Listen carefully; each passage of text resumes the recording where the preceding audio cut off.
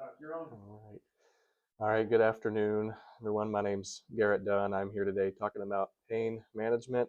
Goal today is to try to give what they call 30,000-foot overview of pain management.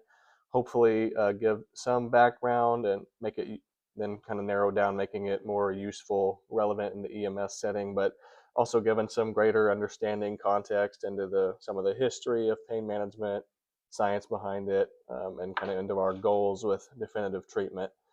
A little bit about me. I'm from around Joplin area. I was born at Freeman Hospital. I grew up kind of a farm around the Villa area by Carthage. Went to medical school and college in Joplin, and now I'm a second year ER resident at Freeman Hospital where I was born. So we'll get started here. So just kind of my contents here. I'm going to go over and outline key points. First, going to go overview why it's an important, relevant topic for us, and then go a little bit into quantifying pain, a few scales you have the option of using, and why it's important overall to quantify pain and how it aids in choosing management. And we'll talk about some of the history of pain management, how it evolved from really very primitive, barbaric roots to complex, highly effective therapies we have today. Then we'll dive into the science behind why we have pain, how it works, and build a framework to discuss later how each medicine can target pain differently. We'll talk about acute, chronic pain, differences, and implications for treatment.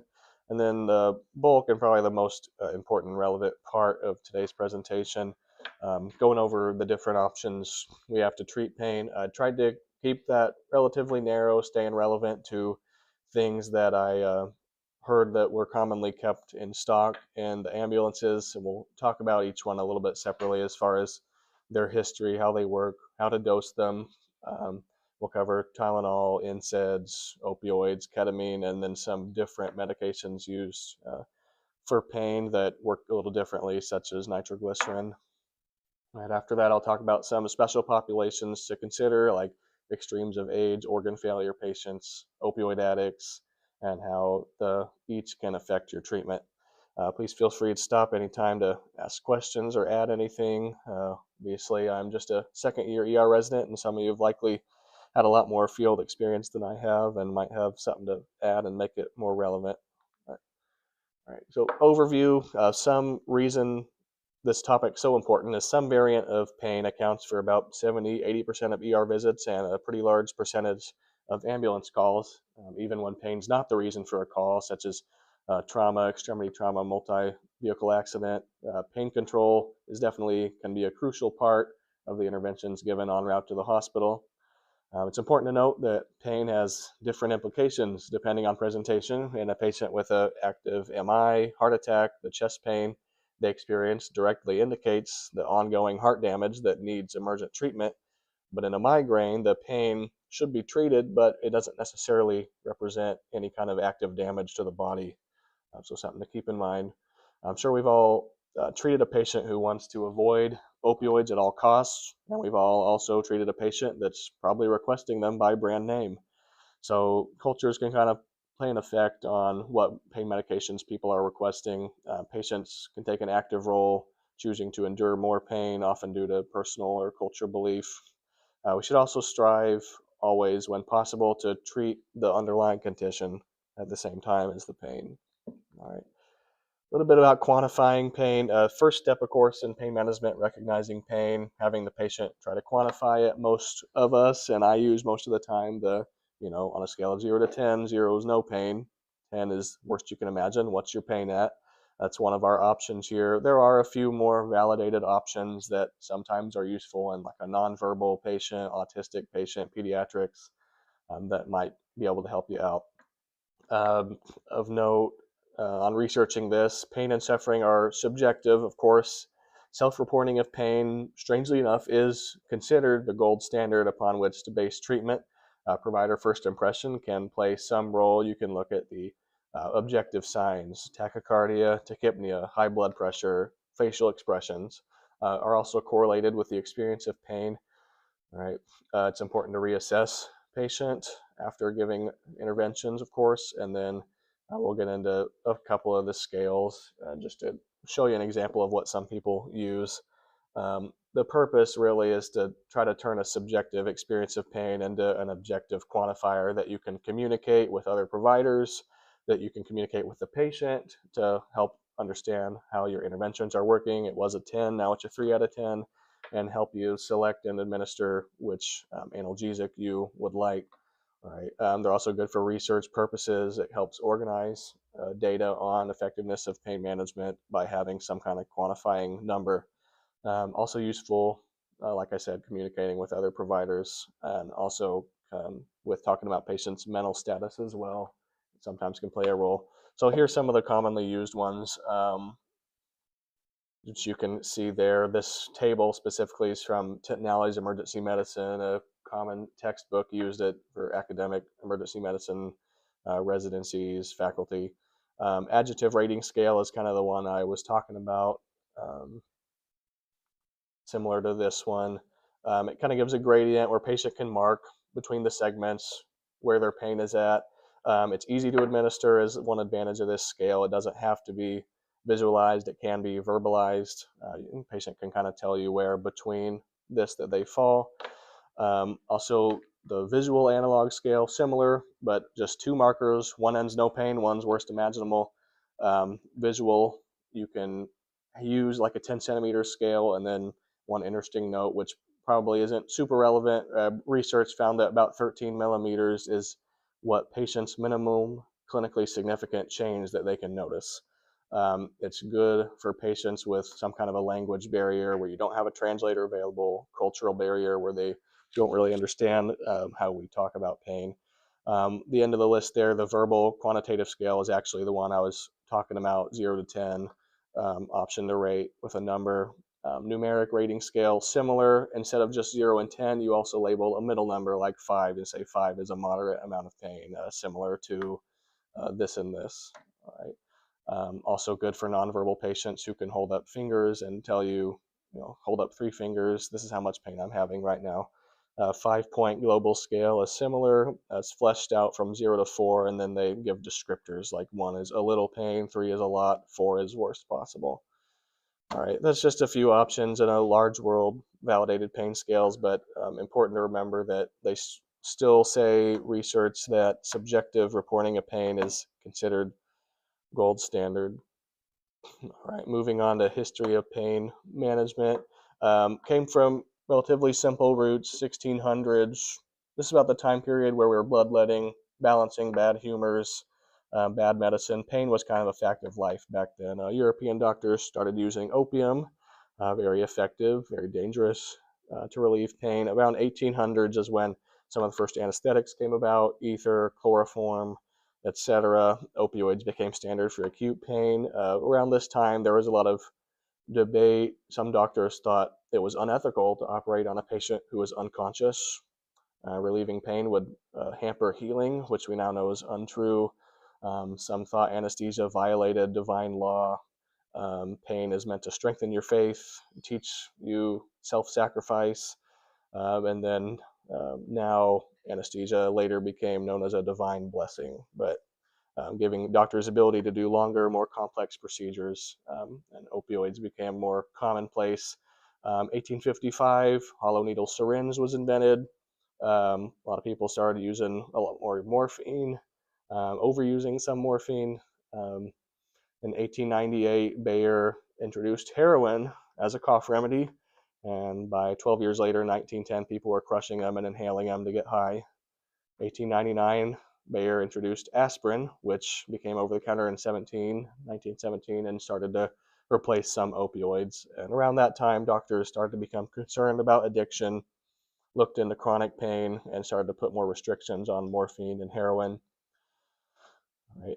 20s, chronic pain was considered delusional, drug abuse, malingering. Those patients got referred to neurosurgeons, psychotherapy. Sometimes doctors would crush their nerve fibers and disable them for life. So an interesting field of medicine. And then 60s, pain management kind of became its own field of medicine. And then 1980s, opioids started being marketed, different types that were marketed as safe and non-addictive, which of course didn't turn out to be quite the truth. lots of drug overdose deaths, in a few different waves. First wave with prescribed opioids, second wave with street heroin, and third wave with street fentanyl. So now there's a lot of highly regulated drug monitoring programs. Every time I prescribe a opioid in the ER, I have to sign into a electronic prescribing service and put in a username, password, and a generated code and everything. So now it's quite difficult. Right? Pathophysiology of pain we'll touch on. So pain, of course, not an inherently negative thing. We were designed with the ability to feel pain for a reason. We've all seen how an inability to feel pain has led to severe issues, like a patient that has bad uncontrolled diabetes and neuropathy who can't feel their feet, and because of this, they don't discover severe infection until it could cost them their limb or their life. So pain warns us something is wrong. It can tell us to slow down when we develop something like sprained ankle, give it time to heal, and not damaging it further by pushing through and walking on it. All right, we're reminded every day in our jobs how effective this alarm system is, as it causes people to call 911 to come to the hospital to be evaluated. So, how we experience pain, it starts with some painful, or what science would call noxious stimulus, which is picked up by neurons, travel through the spinal cord to the brain, where some complex processing results in how we experience pain, which includes location, what's causing the pain, emotional response, physiologic response like increased heart rate, increased blood pressure to the pain. We kind of just divide pain to two broad types: somatic pain, soma meaning body, that refers to skin, muscle, bone, pain that you would get like if you had a cut on your arm. That's very accurate. You can locate the pain very easily. Visceral pain, it relates to your organs. It's like the heart, digestive system, distension pain, gallbladder, appendix. That can refer to other places, like a heart attack referring to your arm or your jaw, where your body is not as good at localizing it. Right? Our pain medications all work somewhere along the pathway, which you can go into more later. But for example, there's receptors in the brain and spinal cord which help transmit pain signals called opioid receptors. That's where opioid drugs work on. Whereas, on the other hand, NSAIDs, like ibuprofen, work at the source of pain where your body first releases the inflammatory signals. So, reducing inflammation, reducing the pain receptors being stimulated in the first place. All right. All right. Get this next slide.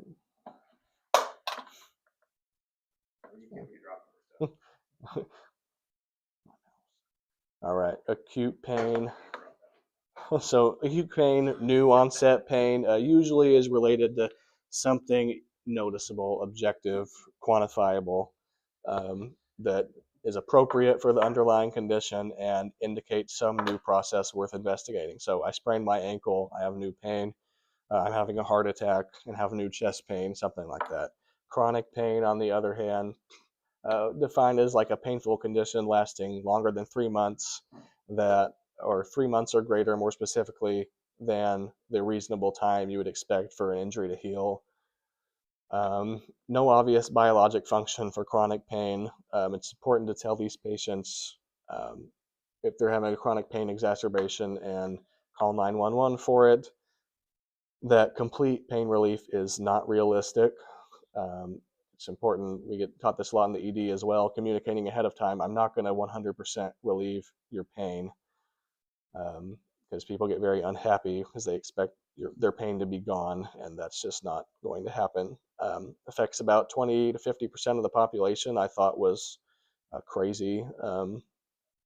This Nally's textbook from emergency medicine actually said men slightly greater than women, 34% to 27%, with most common site being back pain, followed by knee pain and chronic neck pain.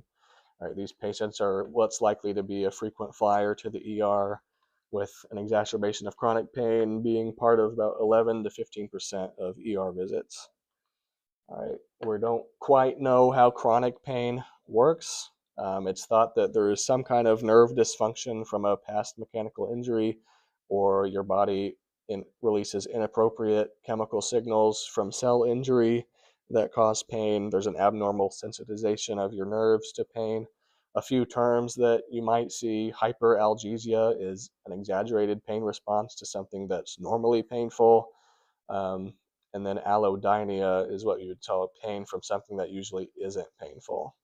All right, like if you have shingles and you brush up on your skin just lightly and it causes a shooting electrical pain.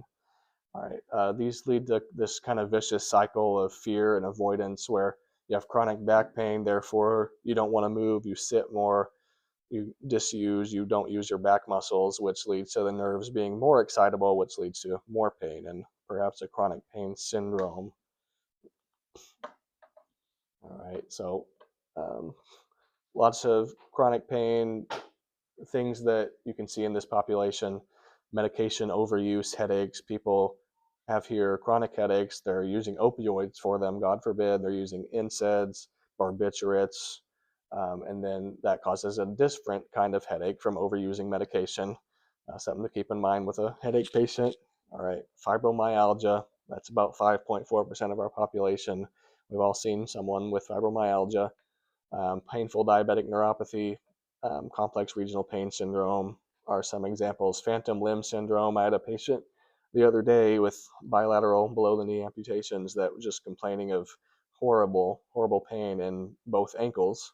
And so we were having quite the time trying to treat him, giving him his home gabapentin and trying to find some other medications to help him out. All right. All right. So these patients, chronic pain patients, are actually taught that opioids not recommended. It just leads to more of that inappropriate cycle for those patients. Even though they were once widely used in chronic pain, it's been linked to a huge uptick in overdose deaths. I think about quadruple the amount that there would have been otherwise. And I thought this was an interesting statistic. I saw that said poisoning was the most common injury-related death in the United States, more than car accidents. So I would have to look further into that, but that was straight out of the academic emergency medicine textbook. You could have patients self-medicating, so important history taking from the ambulance. How much have you already taken at home before you call us? Patient took a lot of hydrocodone. Might not be the best to load that patient up with additional fentanyl. All right. From the ER, defer a lot of specific therapy to the primary care provider. You can give some short acting stuff for you guys on the ambulances, same situation, short acting medications and then getting them in. But ultimately, their treatment gets deferred to primary care if they can get in. A lot of times, these patients require a lot more pain medications than others. All right, so moving on to some of the pain medication options. So over the years, medicine's given us quite a large amount of pain meds to choose from, some of which I listed here.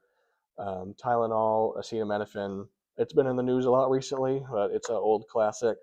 Important to think about its presence when combined with other drugs like hydrocodone. Even if you're not doing like calculations, deciding, oh, did this patient already have enough, too much Tylenol and I can't give hydrocodone, you could be getting a history from chronic pain patient and they tell you, oh, I'm taking a lot of Tylenol along with my hydrocodone. They may not know, they might not remember why that's bad until they're presenting signs of liver failure and calling 911. So some additional history relevant to the pain medicine topic. NSAIDs are non-steroidal anti-inflammatory drugs like ibuprofen, naproxen, Mobic, aspirin, common over-the-counter medication. Right. Opioids are like the big gun, the major part of this presentation, including fentanyl, morphine, Dilaudid, etc. Ketamine is its own special category we'll touch on later, becoming more popular. And then what I would call more targeted pain medications that aren't necessarily primarily called pain medicine, but treat pain at the source by kind of going after the physiology of the condition. So Tylenol, first synthesized late 1800s, around the same time as aspirin was, but widespread use began later, like in the 1950s, as an alternative to Bayer's aspirin that came about in the 10s. We don't actually still fully know how Tylenol works to target pain. We know quite a bit more about how it goes in your hypothalamus to lower your body's thermostat, so to speak, by acting on some serotonin neurons.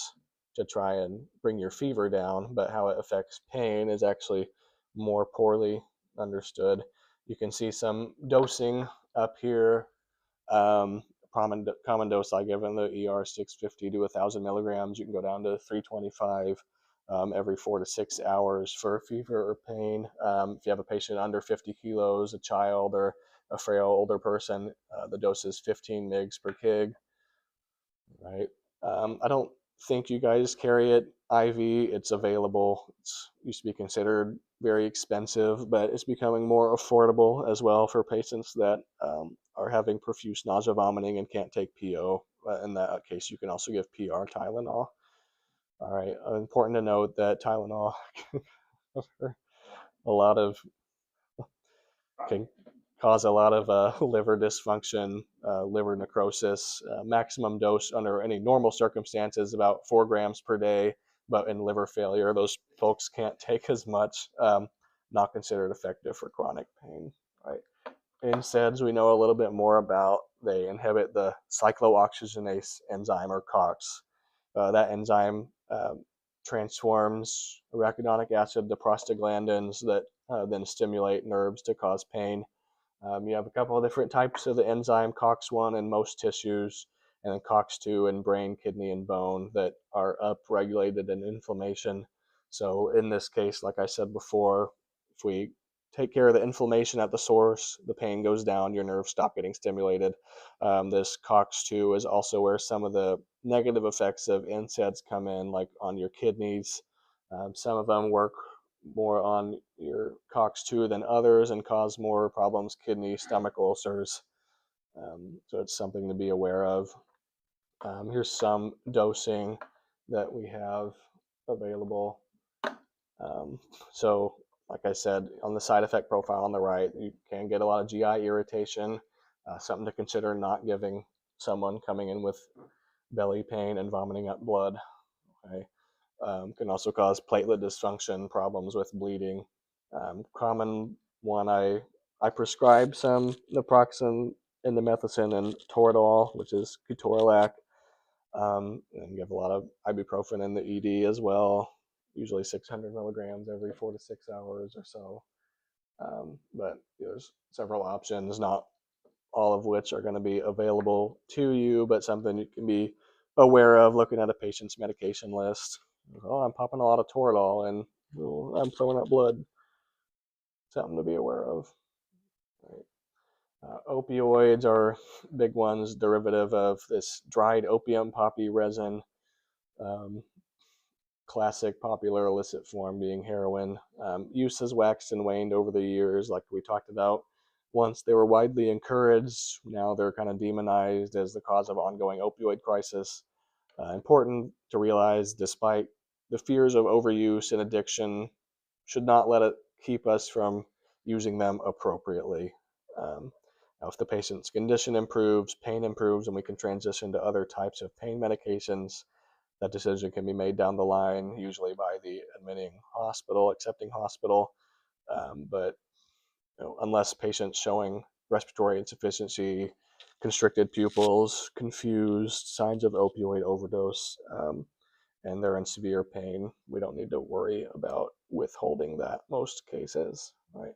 Several different kinds: fentanyl, morphine, Dilaudid we'll look more on. There's also tramadol, oxy, hydrocodone, meperidine, codeine, which is in a lot of cough syrups.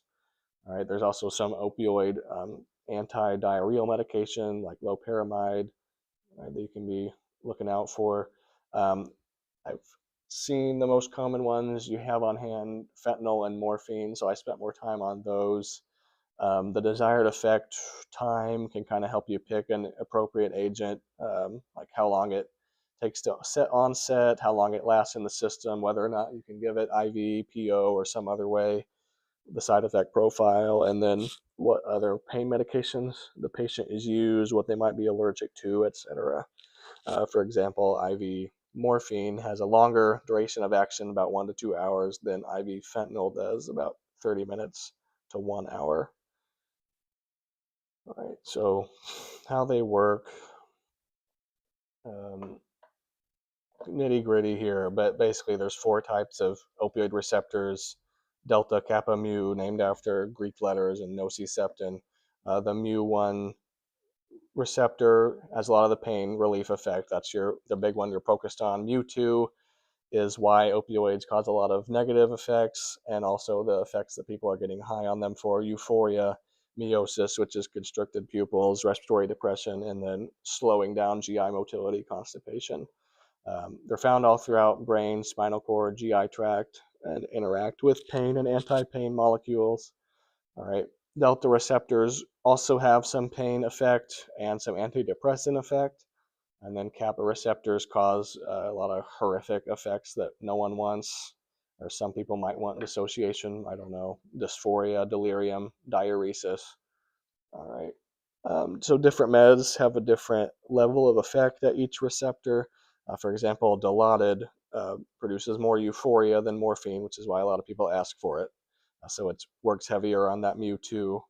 If you're ever curious why some opioids cause different effects than others. Codeine also, for example, has a high amount of GI side effects compared to other opioids. So patient taking cough medicine and is now constipated, something to think about.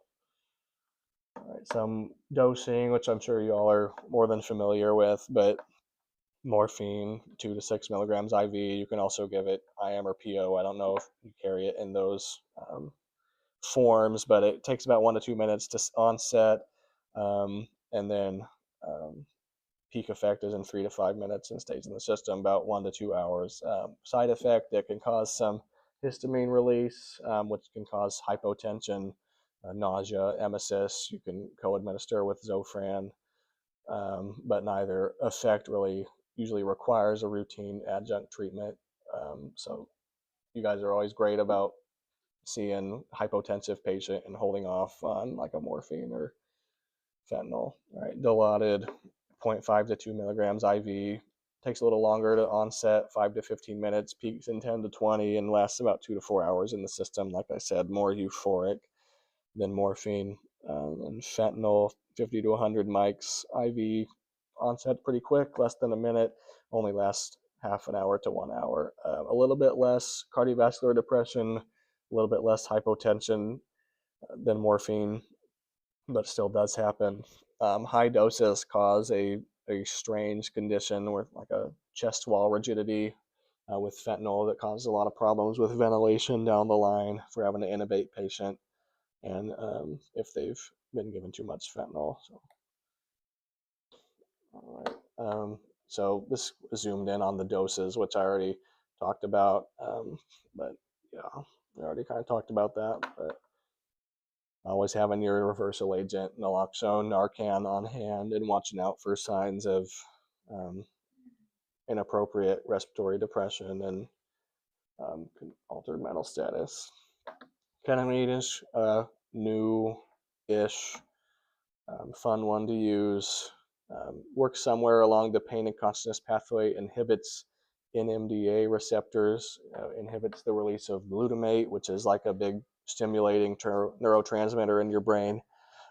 Interestingly, it's the same as how the street drug phencyclidine or PCP or angel dust works. It has a different effect at different doses, as we'll see on the next slide. Use it a lot to sedate patients, anesthesia adjunct, and then the lower doses, which we're talking about today, we can use for pain relief. But then even higher doses can cause that dissociation anesthesia effect. A bit of history, synthesized around the mid 50s. It's a little bit later than the other ones we've talked about. At first, they observed this lack of sensation, kind of drunken state in animals, so they started human testing, but it was abandoned because there was a lot of psychosis. That's the original PCP. In the 60s, they derived ketamine from it, had a shorter duration, less delirious effect, and that began to be used. There was a lot of overdose in the 60s. The mechanism finally we found out in 83, but Special K, ketamine, actually eventually trumped PCP as a recreational drugs. And at one point in time, there were more psychiatric admissions from PCP overdose than alcohol abuse and schizophrenia combined. I thought was interesting. But ketamine pain dosing, about 0.1 to 0.3 mgs per kilogram IV over a little bit of time, and then you can repeat up to a total of 0.5 milligram per kilogram. All right, and you can also start an infusion, which I don't see commonly done. All right, differs from the anesthesia dose, where you would order like 0.5 to 1 to 2 milligrams per kilogram to sedate somebody. And commonly we mix it with propofol in the ER for sedation. That kind of goes outside the realm of this topic. Targeted pain medication is how I called like nitroglycerin. So for cardiac ischemic chest pain, also less so, it's not going to be available on the truck, but you can think, for an example, a triptan serotonin agonist for migraine kind of work directly on what we believe is the cause of migraine. And then like a laxative for pain from constipation. Your abdomen's very distended, that causes pain in your GI system. Laxative makes it go away. So it's not necessarily a pain medication, but it could be considered to fit the profile. Nitroglycerin works directly on the heart and blood vessels by dilating the peripheral veins and, to somewhat of a lesser extent, the arteries. So what this accomplishes is reduces the amount of blood returning to the heart to be pumped, and then somewhat reduces the pressure that the heart has to pump forward against. So what this accomplishes is the workload of the heart is reduced, so therefore the oxygen use of the heart is reduced. It also works on the coronary arteries somewhat and can open them up and get more oxygen delivered to the heart. So in a patient with cardiac chest pain from ischemia or reduced oxygen delivery to the heart muscle compared to how much it's using, this results in improvement of the ischemia, which then reduces the pain sensation created by it. So in this way, nitroglycerin works directly on the cause of chest pain to treat heart attack alongside the aspirin. And that's why we would say that a patient that received nitroglycerin for chest pain and improved more or less points more towards cardiac. Now there's the caveat that nitroglycerin also can like relax the esophagus and esophageal spasm, and that could also improve their cardiac chest pain, which is not cardiac. But it kind of goes more in the weeds on that one. Word of caution, which everyone is pretty much aware of: nitroglycerin in a hypotensive patient or in a right-sided heart attack, so patient with ST elevations in 2, 3 AVF, different signs like they're hypotensive, they have a lot of peripheral edema rather than edema in their lungs. Their lungs are clear, they have JVD. And these patients, nitro can worsen their condition because the right side of the heart actually depends on a lot of good blood return, which would be reduced by the nitro. So good practice to watch blood pressure before and after giving nitroglycerin, and thinking twice after looking at an EKG that seems to show inferior ischemia. Right.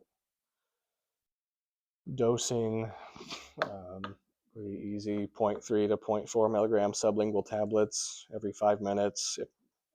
If they have ongoing pain, and you can give up to 3 doses in 15. Patients sometimes will have already taken a tablet at home, their chest pain hasn't improved, and they call the ambulance, which is what they're usually instructed to do. The protocol, there's a lot of different deliveries with methods with the tablets. Powder, there's a mouth spray actually now, is to give, like I said, the 3 doses in 15, only repeating the dosing if there's no relief of their pain. Important to get to the hospital ASAP, obviously, ideally one with a cath lab for suspected MI.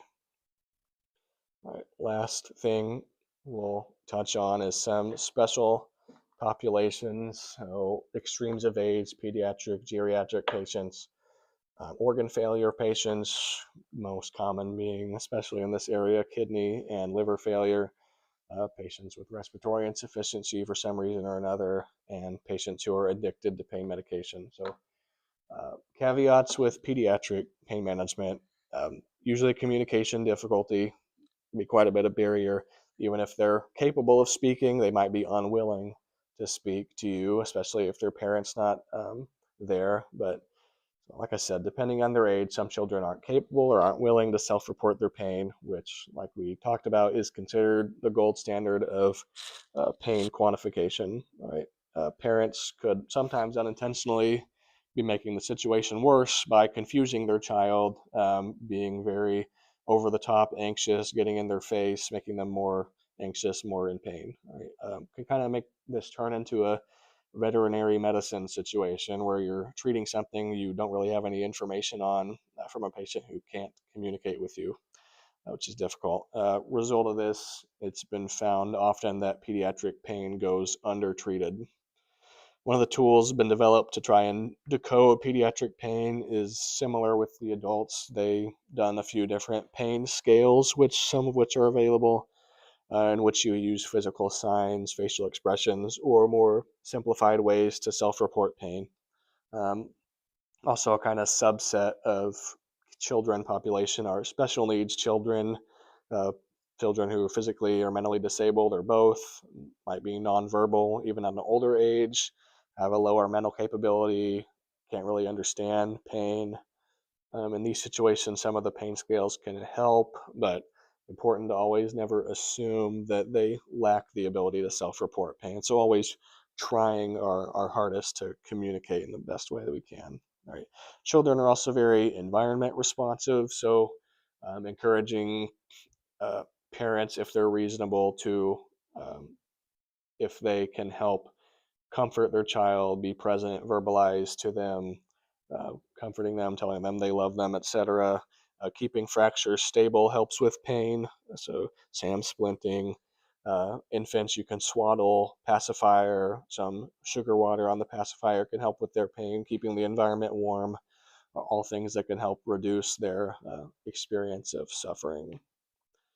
All right. There's some examples of the names of some scales that they have made for kids, virtually identical. Some of them are to the ones for adults, and then there's some that are different. Infant and toddlers, less likely to be able to communicate with you in any meaningful kind of way, but we do have a couple of scales that help us look at them and try to identify how much their pain is. First one is like this acronym for the signs, the FLAC scale, which is face, legs, activity, cry, consolability, which you can see kind of goes into more detail there. But there's a number rating for each category. You can go 0 to a maximum of 10. So each category marks 0 to 2, lower for stuff that's less pain, obviously, higher for more. So obviously face, is it neutral? Are they grimacing, or are they clenching their jaw, quivering constantly? Legs, are they relaxed, or are they restless, kicking, or are they actually held in a flexed posture? Is a really bad sign. Are they lying quietly for activity, or squirming, or they have an arched tetanus-like back, rigid posture, jerking all over? Crying, are they not crying at all, or are they constantly sobbing? And then consolability, can you console them back to normal state, or do they continue to be irate despite all effort that you put in, which seems to often be the case, unfortunately. Score a 6 or above out of 10 is considered consistent with a need for uh, treatment for pain relief. Whether you're employing some of those other methods of trying to comfort them, swaddling, keeping fractures still, but actually giving pharmacology for pain relief. Or some other scales. The NIPS scale is neonatal infant pain scale, similar to the last one. A few categories, 0 to 2, where you can get a max of 12. Also adds categories of like breathing. Is it relaxed, or are they higher? And then arms is like the legs category. Alertness, are they sleeping, calm, uncomfortable, right? And actually it goes up to 7. My bad, not 12. But a score of 3 or greater requires pain medication. And the bottom is for kids like aged 4 to 12, where you ask the patient to pick which face represents how they're feeling right now, which kind of appears humorous, but is a validated tool. All right. So back to the table. They also have the visual analog scale, which is the same thing as for adults. 10 centimeter line labeled no pain to most pain, and they mark how they feel. verbal numeric scale is that 0 is no pain, 10 is worst imaginable. What are you feeling? That we use all the time. And then, of course, um, it's not necessary to remember nitty gritty details on all these. It's just an example of something that you can have a framework and think outside the box of ways to evaluate pain in these little people that can't communicate with you. All right, here's some example that of dosing you can do for children's pain, which is always good to have written down somewhere, but a common one to know offhand: Tylenol 15 mg per kg, ibuprofen 10 mg per kg. And then opioids generally aren't recommended as much. For kids, fentanyl is an okayer choice, and ketamine is a great choice for kids. Um, and we talked about some of the differences between anesthesia dosing versus pain dosing. All right. Moving on, old people also can turn into a veterinary medicine situation where you can't communicate with them, unfortunately. But a lot of them have a lot of comorbidities, drug interactions. They're more sensitive to opioids, which sometimes it seems the opposite, depending on their chronic pain situation. But typical to start with a smaller dose on a frail older person, right? Like half of the IV normal adult dose is seen commonly. Right? Renal failure. Kidneys are a major route of elimination for most opioids. We have a lot of ESRD patients in this area that come to the hospital a lot for their dialysis or for some other issue. So in those patients, preferred Dilaudid or fentanyl versus morphine if you're giving an opioids. Obviously, NSAIDs are nephrotoxic, so we're avoiding those. Although you can make an argument that in someone whose kidneys are already completely dead, that it doesn't make that much of a difference. But still, gold standard to not do. But even mild renal failure can cause some of these to build up in their system. Liver failure patient, we have several of these here too. Even mild dysfunction doesn't have that much of an effect on opioid metabolism, but you can titrate up the dose. Tylenol, there are some different recommendations based on how bad their liver failure is on how much you can give them, ranging from 2 to the full 4 grams a day. Oftentimes, you're not even going to know how much they've already taken. They don't know. They just keep popping Tylenol. But just something to keep in mind when taking history as well. All right. Respiratory insufficiency, not just in opioid overdoses, in patients like COPD, cystic fibrosis. We don't have a ton of muscular dystrophy, and then the rare conditions like myasthenia gravis. All right. So opioids are, you're a little bit shyer in these patients, and someone who's already not breathing well. Ketamine might be a better preferred option over opioids in these patients. Right, addicts, so addiction, we would describe as like a misuse of medication to the detriment of the patient. Whereas dependence is a little bit different. Dependence means if you abruptly stop the medicine, you'll start going into withdrawal. Opioids, usually dependence takes about 4 to 6 weeks of daily usage, but addiction can happen after just one dose of heroin or just a handful of prescription opioids, right? So people that are already addicted to opioids, that are already taking oxy 3 times a day for their chronic pain, are likely going to require higher doses to control any other level of pain that they're subjective to, just because their body is used to receiving a lot of opioids on a regular basis. All right. Overdose, of course, we're all familiar with.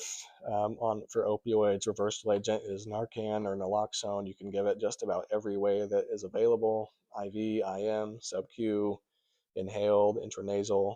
All right, 0.04 to 2 milligrams every 2 to 3 minutes until they start to improve, and then monitoring them closely. Some opioids have a longer time in the system than Narcan does, and getting them to the closest ER for evaluation treatment. All right, so that's kind of what I had. Tried to give a little bit of background, science, history, but also, and then getting into some of the more specific drugs, which hopefully became more relevant at the end. Looks like we're right at 45, which is great. There's some other resources I used to write this. Do we have any questions or anyone that wants to add something to make this better?